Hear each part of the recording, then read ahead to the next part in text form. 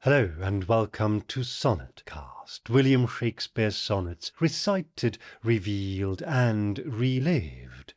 I am Sebastian Michael and this is Sonnet 51. Thus can my love excuse the slow offence of my dull bearer when from thee I speed. From where thou art, why should I haste me thence? Till I return, of posting is no need. Oh, what excuse will my poor beast then find, when swift extremity can seem but slow? Then should I spur, though mounted on the wind, in winged speed no motion shall I know. Then can no horse with my desire keep pace, therefore desire of perfect love being made, shall neigh, no dull flesh in his fiery race, but love for love thus shall excuse my jade. Since from thee going he went wilful slow, towards thee I'll run, and give him leave to go. Sonnet 51 picks up from the dull-paced journey of Sonnet 50 and contrasts this with the poet's boundless desire for speed once he is on the way back home to his lover. It also marks the end of the extended period of separation that began with Sonnet 43 and so concludes this sequence of 9 sonnets that appear to have been written while Shakespeare is away from London. In a moment we shall listen to Sonnets 50 and 51, which come as a pair, together back to back, but first of all, what does Sonnet 51 actually mean? Thus can my love excuse the slow offence of my dull bearer when from thee I speed. The poem, as we just noted, continues from Sonnet 50. In the following way, the love that I feel for you can help me or even make me forgive the offensive slowness of my sluggish horse when I travel away from you. The verb speed here is surprising because the entire story, if we want to call it that, of the previous poem, and indeed the slow offence cited here, is caused by the horse not going as fast as he should. Most likely the contrast is intended to set up the juxtapositions that follow, and possibly also to highlight the fact that no matter how slowly the horse carries me away, as long as he carries me away from you, it will always be too fast. From where thou art, why should I haste me thence? Till I return, of posting is no need. Why should I hurry away from where you are? Until I return to you there is no need for speed. Posting here has the archaic meaning of to travel with haste or to hurry, and we indeed still use the word post-haste to mean with great speed. All these definitions are from the Oxford dictionaries. The excuse, in other words, that the poet's love for his young man finds to forgive his horse is simply that moving away from him there is no rush. And indeed, in Sonnet 50 he told us that the horse seems to know this instinctively. Oh, what excuse will my poor beast then find, when swift extremity can seem but slow? But then, when I return to you, what excuse will my poor horse find for going slowly, when the fastest mode of transport in the world can only seem slow to me? This, in my somewhat clumsy terms, fastest mode of transport is not specified here, but in an age before planes, trains, or automobiles, a swift extremity would be either a racehorse or a mythical or metaphorical carrier, as the following lines now get on to. Then should I spur, though mounted on the wind, in winged speed no motion shall I know. Then, on my return to you, I would use my spurs even if I were riding on the wind itself, because even if I could fly back to you, the speed with which I then would be travelling would seem to me so slow that I would feel as if I were standing motionlessly in space. The comparison with the wind for speed is of course a commonplace to this day, as is the notion that flying through the air would get us where we want to go in no time. The use of the spur, though mounted on the wind, meanwhile, is a particularly evocative image. In the previous sonnet, the bloody spur could not provoke the horse on, and here now, on his return journey, Shakespeare would try to make the wind go faster because even flying through the air would feel like standing still to him. So keen is he to get back to his lover.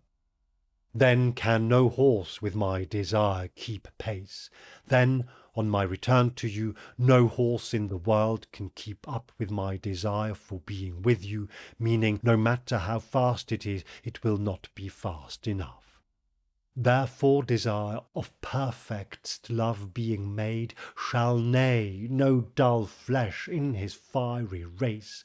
And for this reason, because no horse could be fast enough for me, desire itself shall carry me, because desire has no physical substance, no flesh that could slow it down in its fiery race towards you. There is an echo here of the similarly themed Sonnet 44, If the dull substance of my flesh were thought, where Shakespeare bemoans the fact that the heavy materiality of his body prevents him from being with his lover in an instant in the way his thoughts can be.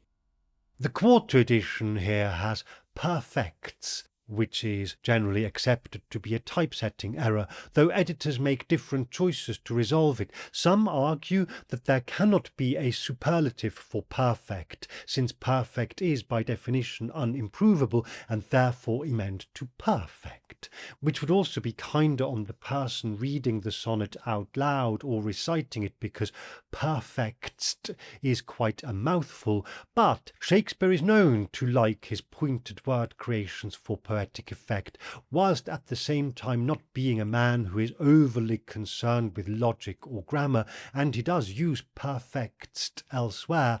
So I, as someone who likes a challenge now and then, have sided with those editors who amend to of perfectst love being made. But love for love thus shall excuse my jade. But my love for you, for the sake of love itself, will now excuse my old and worn-out horse, my jade, in the following way. Since from thee going he went wilful slow, towards thee I'll run, and give him leave to go. Since travelling away from you he went wilfully slowly, on my way back to you I will run, and give him permission to go at his own pace. To give leave appears frequently in Shakespeare, mostly to simply mean grant permission, but here in this context it acquires layered meanings, which are surely intended. To give someone leave to go means, on the one hand, to allow them to leave, to release them from their service, and in the context of a horse it can also infer that the horse is given free rein and thus permission to go at its own preferred speed. Such a free rein would usually suggest a gallop, which would turn the old, worn-out nag or jade into a fast horse. But this kind of transformation seems unlikely with an animal as described, and it seems similarly implausible that Shakespeare wants to suggest, as could also be implied, that the horse, left to his own devices and without a rider, will simply retrace his steps back to the stable while the poet is literally running home. So Shakespeare may simply be saying here that the horse can do what he wants. My desire for you will carry me to you faster than he ever could anyway. It is another one of these cases where the poem doesn't quite stand up to logical analysis or scrutiny, but we certainly get the gist. And so let's hear these poems, Sonnet 50 and 51, together as they belong. How heavy do I journey on the way, when what I seek, my weary travels end, doth teach that ease and that repose to say, thus far the miles are measured from thy friend. The beast that bears me, tired with my woe, plods dully on to bear that weight in me, as if by some instinct the wretch did know his rider loved not speed, being made from thee. The bloody spur cannot provoke him on, that sometimes anger thrusts into his hide, which heavily he answers with a groan, more sharp to me than spurring to his side, for that same groan doth put this in my mind: my grief lies onward, and my joy behind. Thus can my love excuse the slow offence of my dull bearer when from thee I speed. From where thou art, why should I haste me thence? Till I return, of posting is no need. Oh, what excuse will my poor beast then find, when swift extremity can seem but slow? Then should I spur, though mounted on the wind, in winged speed no motion shall I know. Then can no horse with my desire keep pace, therefore desire of perfect'st love being made, shall neigh no dull flesh in his fiery race, but love for love thus shall excuse my jade. Since from thee going he went wilful slow, towards thee I'll run, and give him leave to go. Sonnet 51 offers a stark contrast to its counterpart, Sonnet 50, not only in the modes of travel it describes and the aspired speed they entail, but also in its tonality, mood, and verbal pace. When Sonnet 50 conveys a mournful, downcast sorrow at both having to travel and the resulting absence from my lover, settling into a slow, even sluggish rhythm, this poem almost doubles the pace. How heavy do I journey on the way, when what I seek my weary travels end. Compare the 5 genuinely stressed syllables of the first 2 lines of Sonnet 50 with the 8 of the opening lines in Sonnet 51. Thus can my love excuse the slow offence of my dull bearer when from thee I speed. And further down this is notched up yet again: then can no horse with my desire keep pace, therefore desire of perfect'st love being made. This is not, of course, a rigid and exact analysis, since these emphases depend very much on the speaker, and you can argue for fewer or more stresses in both instances, and in fact I think I even gave you almost 9 syllables stressed where I said there would be 8, but a similar contrast also exists in the choice of vocabulary and even in the coherence of the 2 poems. Sonnet 50 speaks in completely naturalistic terms of the horse, his hide, the spur, and the blood the spur draws as the rider in his futile anger tries to make him go faster. There are no similes, no metaphors, nor hardly any other rhetorical devices, except perhaps for allowing that ease and that repose to speak to the poet directly as if they were persons. Sonnet 51 speaks of being mounted on the wind, of winged speed, and then likens desire itself to a thoroughbred racehorse that neighs in his fiery race. And while Sonnet 50 is so easy to understand and so earthy in its simple meaning that, though beautiful, it may almost be perceived to be a bit pedestrian, Sonnet 51 takes off into the realm of fancy, where the thinking no longer strictly hangs together, but we are happy to make do with getting the general sense of what the excited poet is trying to say. As a pair, Sonnets 50 and 51 yield no profound insights beyond opening this window into William Shakespeare's state of mind when away and his mode of transportation, but those two are in their own right of great value.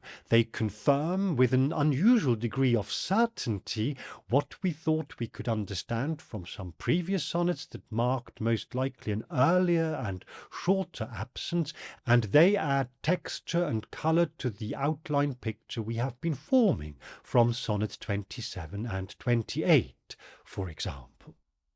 What comes next, though, in the series are poems that amply reward our patience. Starting with Sonnet 52, a compelling sequence of sonnets awaits us that gives us a much deeper understanding of the nature of the relationship William Shakespeare is having with his young lover. And so I sincerely do hope you will join me again here on Sonnetcast as we recite, reveal and relive the sonnets of William Shakespeare.